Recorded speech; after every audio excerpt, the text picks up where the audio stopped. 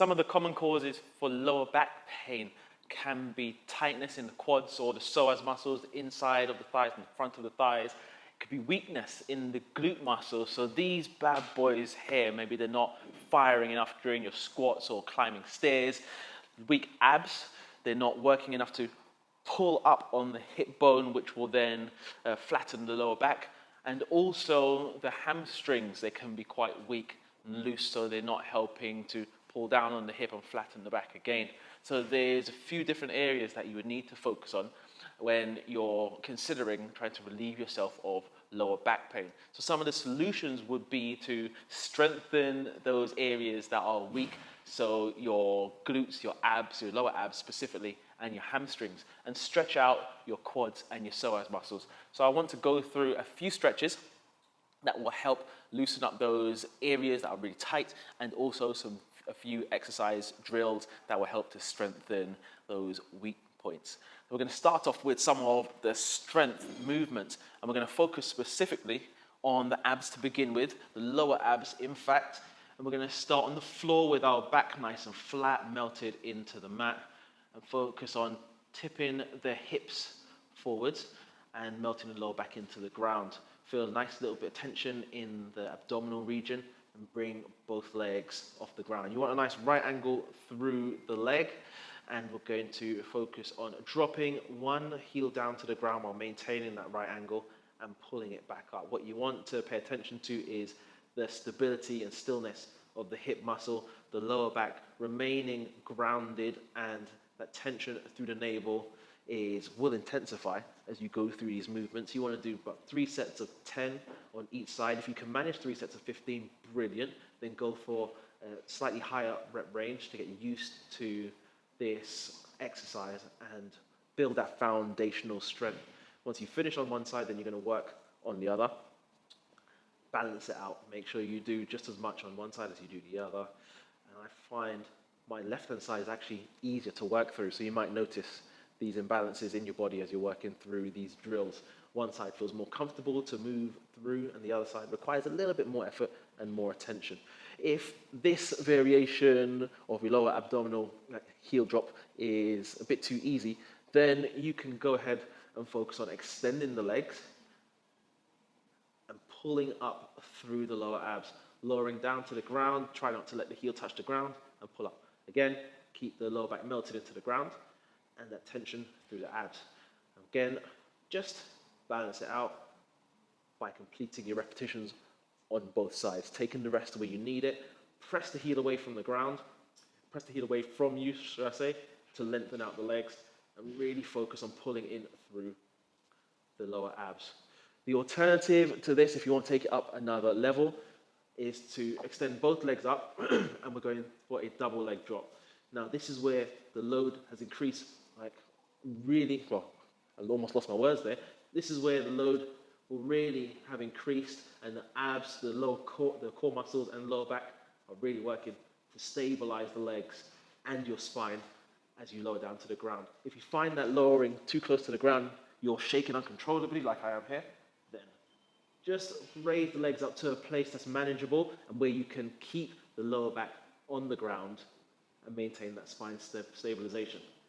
Again, go through 10 to 15 reps of this, 3 sets, and then you can move on to your next exercise or finish off your workout. Moving on from there, we're going to focus on your glute muscles. There's two variations that I want you to think about. We're going to begin with feet hip width apart, and the setup is the same as the leg drops. So we're going to engage the core, roll the hips forwards, lower back melts into the ground, and press through both legs evenly. Heels and the balls of your feet firmly in the ground. And what you want to focus on here is not just that glute activation by squeezing your buttocks, opening the hips, but also dragging the heels in towards your fingertips. So you get that hamstring activation as well. Roll down through the spine and then repeat. Really focusing on pulling the heels in towards the fingertips and squeezing the glutes, opening the hips. Go for 3 sets of 10 of these. And you're spending at least 1 or 2 seconds in that full extension through the hips, squeezing the glutes and working through the hamstrings. So those are 3 exercises that you can work on for strengthening those weak areas. And an alternative to the glute bridge could be a single leg glute bridge. So if you feel confident and stable enough, then you're going to begin with 1 foot off the ground, pressing through the grounded foot, squeezing the glute, and still dragging that heel in towards the fingertips and rolling down. We're still looking at that 10 to 15 rep range. Focus on keeping that breath nice and controlled, and all that attention and work through those muscle groups that want to be strengthened. The beautiful thing about this single leg variation is you can focus on the side that's underdeveloped and that requires a little bit more attention, and it can work independently from the dominant side of your body. So once you finish those, you're really focusing on finding some length through those muscles that are naturally tight. So try and keep your stretch routine balanced and just implement these stretches into that existing routine and seeing what works well for you. So we're going to focus on stretching out the quad. And for this, we're going to come onto our knees. So we're going to start off in this kneeling position and focus on keeping the chest nice and tall, abs tight. And we're looking for a nice deep stretch through the inside of this left thigh here. And as we shift our hips forwards, we're feeling a pull deep in the thigh muscles, and that pull through the quads is coming from the knee and the hips, and to build or to go deeper into this stretch, instead of shooting the hips as far forward as you can, try to extend the arm overhead and reach through the fingertips. So now we're pulling at the front of the thighs from the hips up, and you're going to feel a nice deepening of this stretch. Hold for about 60 seconds. You're kind of waiting for the tension to ease off. It might not, but as you're waiting, focus on the breath. In through the nose, out through the mouth, and try and keep the breath nice, calm, and controlled.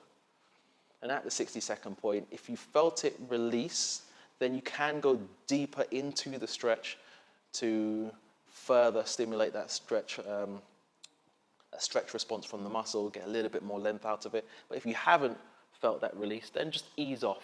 That's fine. That's all your body's willing to do. Don't force your body beyond its level of comfort any more than you need to. It should be a comfortable stretch sensation. It might feel a little bit painful, but as long as it's not sharp or shooting, then feel free to dive a little bit deeper. Just listen to the body. Following this stretch, we're going to come into a half split. So in a kneeling position, I've come into this front-facing position so you can see, and I'm going to stretch the opposite side by extending the leg out. And we're focusing on the inside of the thighs here. And my foot is flat on the floor, but that's only because I'm comfortable there. Your foot doesn't have to be flat on the floor. The main focus is to feel the stretch through the inside of the thigh and the groin area. And you want to shift the hips back slightly. So start with the hips over the knee and then gradually shift back to increase that stretch. Take it as far as you're comfortable to do so and then hold. And again, we're waiting for the stretch sensation to dissipate and ease off. That's a sign that the muscle is relaxing and perhaps ready to go deeper into the stretch. Keep your back nice and straight, your spine neutral, so not perfectly straight. The spine is not developed for that. However, you can get it into a nice neutral position. Just focus on the breath, stay with it. And once it's eased off, gently come out of the stretch. No rush, because you've been in it for a minute or so, maybe longer. You want to take time to come back to a neutral position. So you have two stretches there that will help to stretch out the front and the inside of the thigh. And again, if you want to take it a little bit deeper, I will do videos on how to deepen your stretches to get more out of it. But this is just a nice introduction to some stretches that are easy to access and can be done in the comfort of your own home.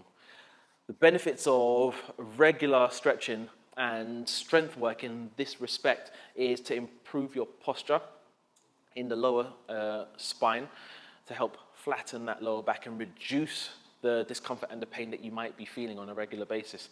And that is done through the buildup of strength in those weak areas and relief from tension in those areas that are tight.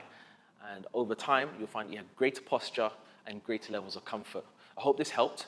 Please share it with anyone that you think might be suffering from lower back pain and could do with a routine and some tips on how to get started on helping themselves and relieving that discomfort. And until the next time, please stay blessed, stay safe. Peace. See you later.